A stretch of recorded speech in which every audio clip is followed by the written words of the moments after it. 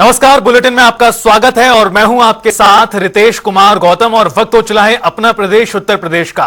Noida police ने एक अंतर्राज्यीय वाहन चोर गैंग का खुलासा किया है, जिसके तहत पुलिस ने 5 वाहन चोर काबू किए। आपको बता दें कि गिरफ्तार किए गए चोर शातिर किस्म के अपराधी हैं और कई जिलों में इनके ऊपर 28 से भी ज्यादा मुकदमे दर्ज हैं और सैकड़ों वाहन चोरी की घटनाओं को भी अंजाम दे चुके हैं। विधानसभा मॉनसून सत्र में पेश हुए अनुपूरक बजट और अयोध्या के लिए नई योजनाओं समेत बारिश को लेकर जनता टीवी संवाददाता ने कैबिनेट मंत्री राकेश सचान से खास बातचीत की। देखिए, साथ मंत्री सचान जी हैं। मैं सचान जी तो विधानसभा सत्र से कैसा रहा इस बार? विधानसभा सत्र बहुत अच्छा रहा और सभी जनहित के मुद्दे उठे, उनका सरकार ने जवाब दिया और अनुपूरक बजट भी पास किया गया, जिससे कि विकास की गति रुके नहीं। लगातार लेकिन विपक्ष आरोप लगा रहा अनुपूरक बजट की जरूरत नहीं थी। अनुपूरक बजट की जरूरत थी तभी सरकार लाई है और तमाम सारी योजनाएं प्रभावित न हो और उनका काम चलता रहे, इसीलिए बजट की आवश्यकता। एक सर अयोध्या का मामला आया था, इस पर क्या जो कार्रवाई? लखनऊ बहुत बड़ा एक्शन हुआ है। जितनी भी कानून को कोई भी व्यक्ति हाथ में लेगा तो उसके ऊपर सख्त कार्रवाई सरकार करेगी। लखनऊ में सख्त बारिश हुई और विधानसभा जो है बारिश भर गया, इससे सर जो है ऐसे में कैसे निपटेंगे? अचानक इतनी बारिश होगी तो कहीं न कहीं उस पर जल भराव होगा और उसके लिए पूरी तरह से सरकार ने संज्ञान भी लिया है। आगे इस तरह का जल भराव न हो उसके लिए सभी विभागों को निर्देशित भी किया। Thank you. तो थे मंत्री राकेश सचान, इनका सीधे से कहना है कि जो भी है विधानसभा का सत्र बहुत सम्मान पूर्वक संपन्न हुआ और इनमें जो है विपक्ष ने जो सवाल उठाए उसका सत्तापक्ष ने भरपूर जवाब दिया है। और दूसरी बात उनका कहना है कि जो बारिश की बात है इसके लिए पर्याप्त प्रबंध किए जाए तो अगली बार ऐसी स्थिति न हो, विधानसभा में पानी न भरे। अब देखना है प्रशासन कैसे निपटता है और ऐसी बारिश से कैसे लोगों राहत मिल पाती ये समय बताएगा। लेकिन मंत्री जी का सीधा कहना है कि सारी वैकल्पिक व्यवस्था की जा रही। कैमरा पर्सन रियाद के साथ टीएन मिश्रा, जनता टीवी, लखनऊ।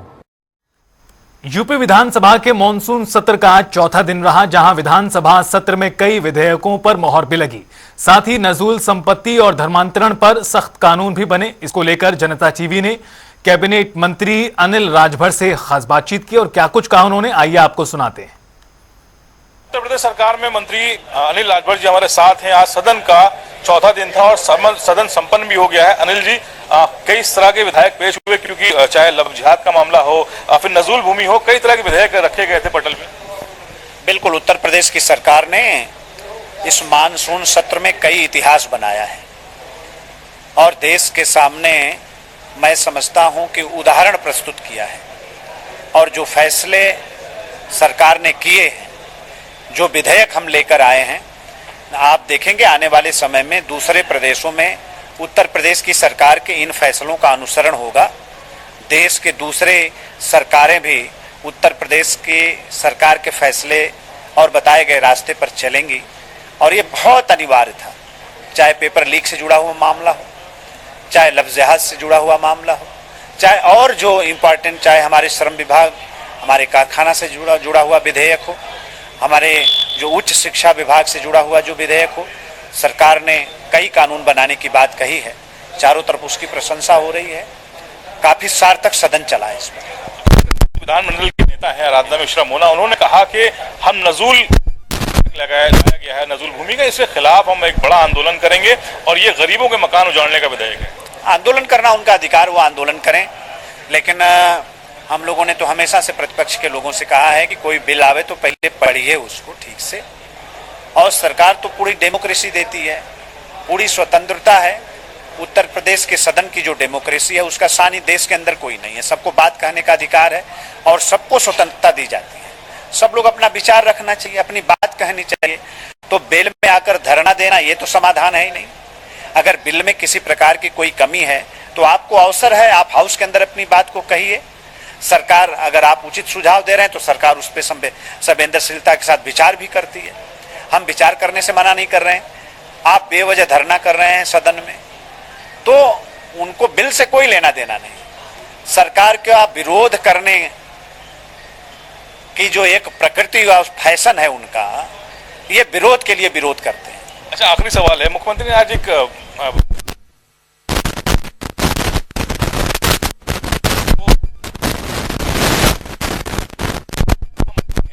मैं बिल्कुल स्वागत करना चाहते हैं मुख्यमंत्री जी के इस बयान का। उन्होंने स्पष्ट किया कि हम काम करने आए हैं, जो हमारी 25 करोड़ की जनता है उत्तर प्रदेश की, हम उसकी सेवा करने आए हैं। उत्तर प्रदेश को हम सर्वोत्तम प्रदेश बनाने आए हैं, हम अपने कामों से देश के अंदर उदाहरण प्रस्तुत करने आए हैं, तो उसका तो जितना स्वागत करना चाहिए कम है। बहुत शुक्रिया हमसे बात करने के लिए। अनिल लाजवर हैं, देखिए मंत्री उत्तर प्रदेश सरकार में। इनका कहना है कि मुख्यमंत्री के इस बयान को समझा जाना चाहिए कि वो जन सेवा के लिए इन्होंने इस तरह का बयान दिया है। फिलहाल आज सत्र संपन्न हो गया है। ये 4 दिन चलने वाले सत्र में कई विधेयक पेश हुए, चाहे वो लव जिहाद का मामला हो या फिर नजूल भूमि से जुड़ा हुआ मामला हो। इसके अलावा तीखी बहस भी हुई, कई मुद्दों पर शिवपाल सिंह यादव ने भी यहाँ पर बयानबाजी की, उसको लेकर सत्ता और विपक्ष आमने सामने नजर आए। फिलहाल आज सत्र संपन्न हो गया है। अब देखना होगा कि जिन मुद्दों को लेकर सदन में बातचीत हुई है वो मुद्दे सड़कों पर कब नजर आते हैं। कैमरा पर्सन आशीष के साथ डॉक्टर किदवई, जनता टीवी, लखनऊ। वहीं सरकार ने मानसून सत्र में कई विधेयकों को पास कराने का काम किया, तो वहीं सरकार ने सदन में लखनऊ और अयोध्या में हुए घिनौने कृत्य पर भी कड़ा कदम उठाया है, जिसको लेकर जनता टीवी ने नरेंद्र कश्यप कैबिनेट मंत्री से खास बातचीत की सुनी। सर, आज कार्रवाई में क्या खास रहा? चूंकि ये मानसून सत्र संवैधानिक दृष्टि से महत्वपूर्ण पार्ट होता है संविधान की मान्यताओं को पूरा करने का, और इस मानसून सत्र में हमारी सरकार के माध्यम से सप्लीमेंट्री बजट भी लाया गया, तो उस नाते इस बजट इस सेशन की और भी महत्ता बढ़ी। पहली बात कि हमारी सरकार के द्वारा लाया गया सप्लीमेंट्री बजट आज ध्वनि मत से पास हुआ। इस अनुपूरक बजट के पास होने से अब उत्तर प्रदेश के जो विकास कार्य हैं उनको पूरा करने का अवसर सरकार के पास होगा। दूसरा, इस सेशन में माननीय मुख्यमंत्री जी ने आज, क्योंकि आज सेशन का अंतिम दिन था, आज मुख्यमंत्री जी ने अयोध्या में एक छोटी बच्ची के साथ हुए आपराधिक घटना के बारे में और लखनऊ की बरसात के दौरान एक महिला के साथ जो अपराधियों ने दुर्व्यवहार किया, उन दोनों घटनाओं को गंभीरता से लेते हुए घोषणा की कि अयोध्या के अंदर जो अपराधी रहे हैं, बच्ची के साथ दुराचार करने वाले और लखनऊ के अपराधी, इन सब के खिलाफ सख्त कार्रवाई हमारी सरकार करेगी। चूंकि सरकार का लक्ष्य करप्शन और क्राइम पर जीरो टॉलरेंस का है। मुख्यमंत्री जी ने 7 सालों में अपने इस लक्ष्य की पूर्ति के लिए कानून व्यवस्था को बेहतर किया और अपराध को नियंत्रण। एक सवाल मेरा अंतिम और से कि ये जो घटना लगातार मुख्यमंत्री बहुत गुस्से में भी थे और उन्होंने कई बार जो चेतावनी भी लोगों की, इसमें एक सपा के नेता की बात भी आ रही है, तो इसमें क्या जातिगत देखा जाएगा या पार्टी पॉइंट ऑफ व्यू देखा जाएगा? अपराधी का संबंध किसी भी जाति से हो, लेकिन वो अपराधी है। हाँ, ये बात सही है कि अयोध्या में जिन अपराधियों का नाम आया है उसमें से एक व्यक्ति समाजवादी पार्टी का सक्रिय नेता है, वहां के सांसद का सहयोगी है। अब है तो सवाल उठेगा, इसलिए मुख्यमंत्री जी ने कहा कि समाजवादियों को भी अपनी पार्टी के नेताओं को संभालना चाहिए, जैसी जघन्य अपराधों को करने से बाज रहे। अतीक प्रकरण की रिपोर्ट रखी गई थी, तो उस पर जोन में पास हो गई रिपोर्ट। अब न्यायिक आयोग ने अपनी रिपोर्ट में इस बात को स्पष्ट कर दिया कि जो एनकाउंटर हुआ था उसमें पुलिस का कोई दोष नहीं है, वो एनकाउंटर सही था, यानी उनको क्लीन चिट मिली है। मतलब साफ है कि उस घटना में जो भी जिन लोगों की मौत हुई है उसमें पुलिस की कोई कमी नहीं। Thank you. तो ये थे मंत्री नरेंद्र कश्यप, जिनका सीधा से कहना है कि जो हादसा हुआ है तो अतीक के साथ वो तो पुलिस क्लियर हो गया कि पुलिस रिपोर्ट साफ है कि उसमें पुलिस की कोई भूमिका नहीं है। दूसरे उनका जो भी गलती करेगा या जो अपराध करेगा उसे छोड़ा नहीं जाएगा। के साथ टी मिश्रा, जनता टीवी, लखनऊ। इसके साथ ही विधानसभा सत्र के दौरान पक्ष और विपक्ष के बीच कई मुद्दों पर सवाल जवाब हुए, जिसका सत्ता पक्ष के मंत्रियों ने बखूबी के साथ सवालों का जवाब दिया। इसके बाद जनता टीवी ने समाजवादी पार्टी के मुख्य सचेतक कमाल अख्तर से खास बातचीत की। देखिए। मॉनसून सत्र आज समाप्त हो गया। हमारे साथ कमाल अख्तर हैं, सचेतक हैं समाजवादी पार्टी के। सदन में क्या चर्चाएं सबसे ज्यादा महत्वपूर्ण लगी? देखिए, सदन में लगातार सरकार जनहित के मुद्दों से भागती रही। जो जनहित के मुद्दे थे उसमें बहस कराने से भागती रही। इसीलिए इतना छोटा सत्र उन्होंने किया। कल 4 दिन का केवल सत्र है। वो क्या है, महंगाई से रिलेटेड मुद्दा हो, विद्युत से संबंधित मुद्दा हो, बाढ़ से हो, बुनकरों से मुतालिक मामला हो, बिजली से मुतालिक मामला हो, हर मुद्दे से सरकार भागती रही और यही वजह है इतना छोटा सत्र करके जो कल का भी था उस आज ही को खत्म कर दिया। आज मुख्यमंत्री ने कहा कि वो किसी की नौकरी करने नहीं आए हैं, वो यहाँ पर प्रतिष्ठा के लिए अगर आए होते तो मठ में ज्यादा प्रतिष्ठा मिली। क्या मायने हैं इस बयान के जो सदन में? देखिए, इसके बारे में तो बेहतर मुख्यमंत्री जी बता सकते। देखा सवेरे तो पढ़ रहा से कति नॉन स्टॉप इनकी तो बातें चले जा से कति नॉन स्टॉप। माँ और दूसरी बात पे नॉन स्टॉप बोलने लगी। माँ ने फोन पे राशन कार्ड बनवा लिया, आयुष्मान कार्ड बनवा लिया, हमारा डोमिसाइल बनवा लिया, दादी की पेंशन आ जाती है घर बैठे, हमारा हैप्पी कार्ड बनवा दिए घर बैठे। नॉन स्टॉप बढ़िया काम। ले तू भी करने लग गया नॉन स्टॉप। अभी तो कहते हैं हरा हरियाणा, नॉन स्टॉप हरियाणा। कहीं जूते के छाप, कहीं चाय के दाग और किचन में है झांक के छींटे।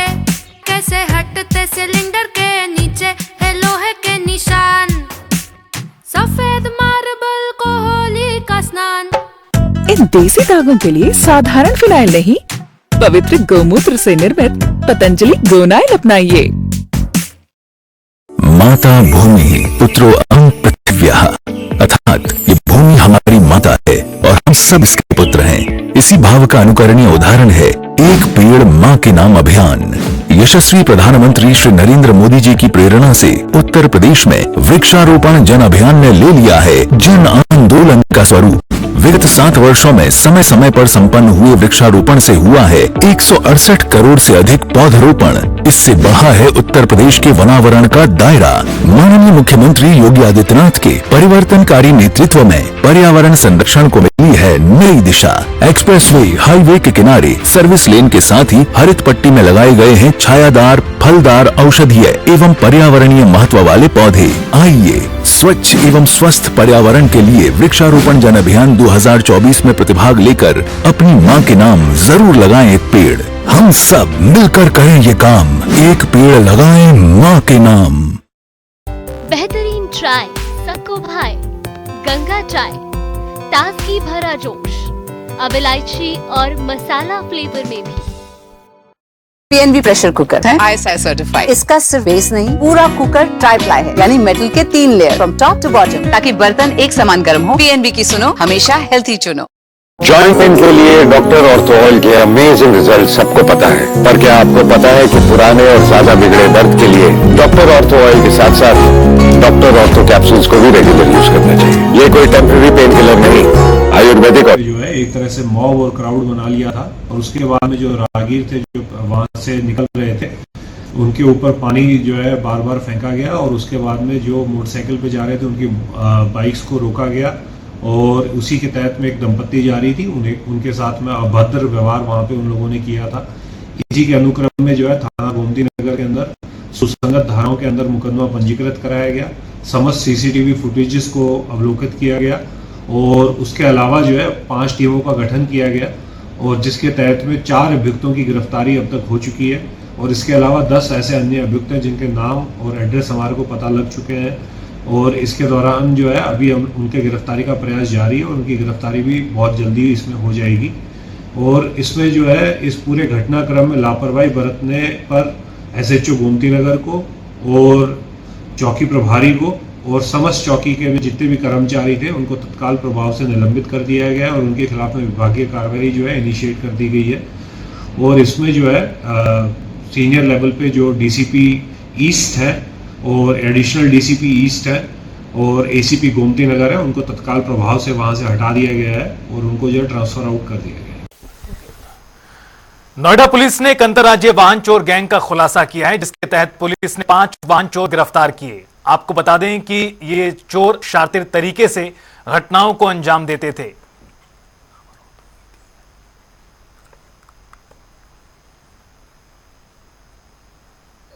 ये एक वाहन चोरी का गैंग पकड़ा गया है, इसमें 5 लोग गिरफ्तार हुए हैं और विभिन्न प्रकार की गाड़ियां इसे बरामद हुई हैं, जिसमें 13 गाड़ियां तो कनेक्ट हो गई हैं और 4 गाड़ियां अभी कनेक्ट नहीं हो पाई हैं, उनको हम कनेक्ट कर रहे हैं।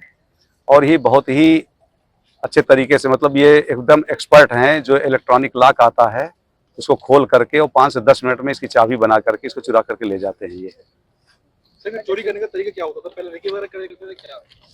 रेकी भी करके करते हैं ये, और ये देखते हैं कि गाड़ी बहुत सेफ स्थान पे हो, और चूंकि अपने पूरे टूल्स भी रखते हैं, गाड़ी के नीचे लेट जाएंगे, वहां अपनी गाड़ी बगल में लगा लेंगे, उसको बनाने लगेंगे ताकि लोगों को शक न हो। तो बगल में गाड़ी खड़ी कर दिया, फिर उसे बनाने लगे, फिर उसी बीच उसका लॉक तोड़ करके फिर चाबी बनाकर 5 मिनट में चुरा के निकल जाते हैं। ये एक आदमी पकड़ा गया है जो खरीदता था इसमें, वो भी पकड़ा है। और अभी चूंकि इतना बड़ा इनका नेटवर्क है, इतने कम समय में हो नहीं पाता है, तो हम लोग इसके बारे में इन्वेस्टिगेशन कर रहे हैं कि और कहां इन्होंने बेचा है, किस किस को दिया है। टाइम से गाड़ियां चोरी कर रहे थे और कितनी गाड़ी? उत्तर भारत के कई राज्यों में मूसलाधार बारिश और बादल फटने की घटनाओं ने बर्बादी के अनेकों निशान छोड़े हैं। उत्तराखंड, हिमाचल और दिल्ली एनसीआर के साथ साथ आसपास के राज्यों में भी आसमान से जमकर आफत बरस रही है। सबसे ज्यादा भयानक तस्वीरें उत्तराखंड और हिमाचल प्रदेश से सामने आई हैं।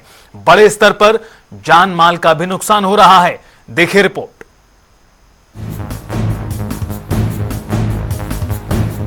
बरसात, भूस्खलन और बर्बादी।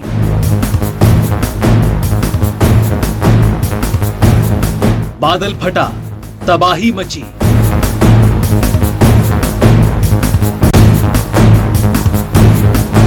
पहाड़ पर पानी से हाहाकार। उत्तर से लेकर दक्षिण भारत तक इस वक्त मॉनसून अपना कहर बरपा रहा है। केरल के वायनाड में भूस्खलन से 200 से भी ज्यादा लोगों की मौत हो गई। दिल्ली एनसीआर में भी अलग अलग घटनाओं में कई लोगों की जान जा चुकी है। लेकिन अब पहाड़ों पर भी लगातार होती बारिश और बादल फटने के मामलों ने हिमाचल, उत्तराखंड से लेकर दिल्ली की सरकार तक को सख्ते मिला दिया है। आपको बता दें कि उत्तराखंड और हिमाचल प्रदेश में बीते रोज हुई बारिश ने जमकर जान माल का नुकसान पहुंचाया। सबसे पहले आपको हिमाचल प्रदेश का हाल बताते हैं, जहां बादल फटने के बाद का मंजर लोगों को पिछले मॉनसून की दर्दनाक और बुरी यादों को ताजा कर गया। हिमाचल प्रदेश में आसमान से आफत बरस रही है। बारिश के बाद बाढ़ जैसे हालात पैदा हो गए हैं। खासकर शिमला, कुल्लू और मंडी जिले में सबसे ज्यादा तबाही हो रही है। बादल फटने के बाद मची तबाही के बाद कई लोग लापता हैं। व्यास से लेकर पार्वती नदी का उफान डरा रहा है और पावर प्रोजेक्ट से लेकर कई घरों को नुकसान पहुंचा है। अभी तक सूचना के मुताबिक 50 लोग मिसिंग है और 2 लोगों की डेड बॉडी को रिकवर कर लिया गया है। निश्चित रूप से एनडीआरएफ की टीम, एसडीआरएफ की टीम और हमारे डिप्टी कमिश्नर्स, हमारे एसडीएम सब घटनास्थल पर है, पुलिस विभाग घटनास्थल पर है। अमित शाह जी से बातचीत हुई है, उन्होंने पूरी सहायता का हमें आश्वासन दिया है और कहा है कि हमने एनडीआरएफ की 2 टीमों को भी और भेजने की अनुमति दी है। मेरी प्रदेश के जो हमारे नेता जेपी नड्डा जी है, जो भारतीय जनता पार्टी के सरकार में स्वास्थ्य मंत्री है, उनसे भी मेरी बात हुई सुबह। उन्होंने भी 2 बार फोन करके पूछा कि प्रधानमंत्री जी भी चिंतित है। मैंने उन सब से यही कहा है कि हमें आपदा में जो सहायता मिलनी चाहिए उस सहायता के लिए आप हमारी मदद कीजिए और तुरंत प्रभाव से ये सहायता देने की बात कीजिए। आज रात से जिस प्रकार से बारिश हिमाचल प्रदेश में अलग अलग स्थानों में हुई है, जिसके कारण बहुत बड़ी जानमाल की क्षति हुई है। अभी तक जो जानकारी मिली है 50 लोगों की मिसिंग, यानी कि जो बाढ़ की चपेट में आए हैं, वो खबर मिली है। और 2 लोगों की दुखद मृत्यु भी हुई, ये भी खबर हमको प्राप्त हुई है। मैं हिमाचल प्रदेश के सभी भाई बहनों से इस बात के लिए निवेदन करना चाहूँगा कि ऐसी बारिश के दौरान वो एहतियात के साथ अपना दिनचर्या का काम करें और विशेष तौर से ऐसे इलाके में न जाएं जहां पानी का बहाव ज़्यादा हो, नदी हो, नाला हो। हिमाचल में बीती रात को बादल फटने और भारी बारिश के कारण कई इलाकों में बाढ़ आ गई। बादल फटने की 3 घटनाओं में 50 से भी ज्यादा लोग अभी भी लापता हैं, जबकि 2 लोगों की मौत की पुष्टि हो चुकी है। बाढ़ के कारण कई मकान, पुल, सड़कें बह गए हैं। प्रशासन और एनडीआरएफ की टीमें मौके पर पहुंच गई हैं। मुख्यमंत्री ने हालात को देखते हुए सचिवालय में आपातकालीन बैठक भी बुलाई। राजधानी शिमला में रामपुर के झाकड़ी में आज सुबह तड़के समेज खड्ड में हाइड्रो प्रोजेक्ट के नजदीक बादल फटा। इस इलाके में भारी तबाही हुई। इस घटना में 36 लोग लापता हुए हैं, जबकि 1 की मौत हो गई। वहीं मंडी के पद्धर उपमंडल के थालूकोट में बादल फटने की घटना के बाद 9 लोग लापता हुए हैं। एक बुजुर्ग महिला का शव बरामद हुआ, जबकि एक युवक घायल है। मौके पर रेस्क्यू ऑपरेशन का काम भी जारी है। वहीं कुल्लू जिला की मणिकर्ण घाटी में मलाना में बीती रात को बादल फटने से मलाना पावर प्रोजेक्ट को भारी नुकसान पहुंचा है, जिससे पार्वती नदी में बाढ़ आ गई। इस घटना में भी कई लोग लापता हुए हैं। अब कुल्लू की इस तस्वीर को देखिए, कैसे देखते ही देखते कई मंजिला इमारत जमींदोज हो गई। वहीं पूरे हालात पर सरकार और मुख्यमंत्री सुखविंदर सिंह सुक्खू नजर बनाए हुए हैं। दूसरी तरफ केंद्रीय मंत्री जेपी नड्डा ने भी हिमाचल के सीएम से फोन पर बातचीत की। उधर कांग्रेस नेता राहुल गांधी ने भी ताजा स्थिति को लेकर हिमाचल के मुख्यमंत्री से फोन पर बातचीत की है। शिमला, मंडी और कुल्लू में बादल फटने और भारी बारिश से कई लोगों की मृत्यु और लापता होने का समाचार अत्यंत दुखद है। इस कठिन घड़ी में सभी शोकाकुल परिवारों को अपनी गहरी संवेदनाएं व्यक्त करता हूं। हिमाचल प्रदेश के मुख्यमंत्री सुखविंदर सिंह सुक्खू जी से बात कर इस विषम परिस्थिति का जायजा लिया है। उन्होंने बताया कि वो स्वयं इन घटना स्थलों पर जा रहे हैं और इसी दौरान एनडीआरएफ, एसडीआरएफ और प्रदेश प्रशासन इस संकट की घड़ी में राहत और बचाव कार्यों में प्रतिबद्धता के साथ लगातार सम्मिलित है।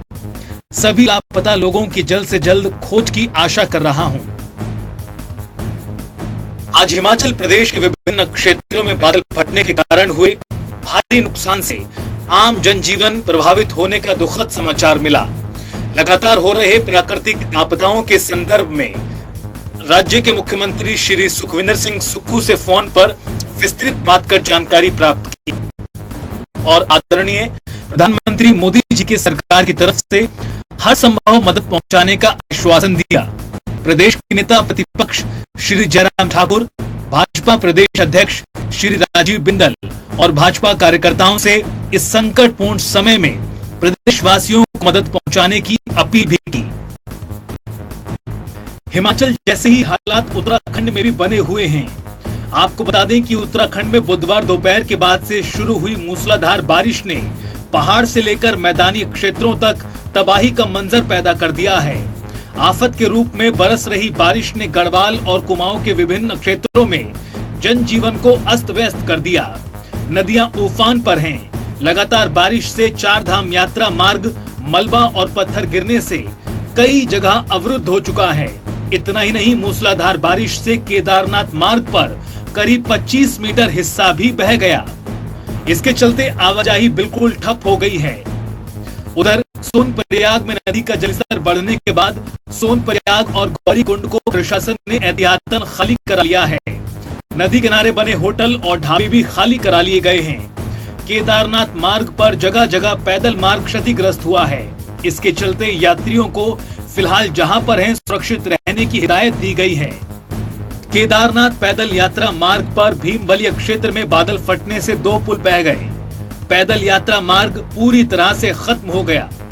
केदारनाथ पैदल मार्ग पर फंसे श्रद्धालुओं को एसडीआरएफ द्वारा रेस्क्यू कर आपातकालीन हेलीपैड पर लाया जा रहा है। कुछ और यात्री भी फंसे हुए हैं, जिनको निकालने का काम जारी है। वहीं मुख्यमंत्री पुष्कर सिंह धामी ने भी बाढ़ग्रस्त इलाकों का दौरा किया और मौके पर पहुंचकर ताजा स्थिति की जानकारी ली। इसके साथ ही मुख्यमंत्री ने प्रभावित क्षेत्रों एवं राहत व बचाव कार्यों की जानकारी प्राप्त कर संबंधित विभाग के अधिकारियों को अलर्ट मोड पर रहने के दिशा निर्देश दिए हैं। उत्तराखंड और हिमाचल जैसे पहाड़ी राज्यों का ही हाल बुरा नहीं है, बल्कि दिल्ली एनसीआर के कई इलाकों में इन दिनों बारिश के बाद जल भराव के हालात बने हुए हैं। दिल्ली के अलग अलग इलाकों की तस्वीरें देखिए, किस तरह सड़कों पर पानी भरा है, तो वहीं दिल्ली से लगते फरीदाबाद की सड़कों पर भी भारी भराव है। लगातार होती बारिश के चलते लोग काफी परेशान हैं। जनजीवन पूरी तरह अस्त व्यस्त नजर आ रहा है। ब्यूरो रिपोर्ट, जनता टीवी।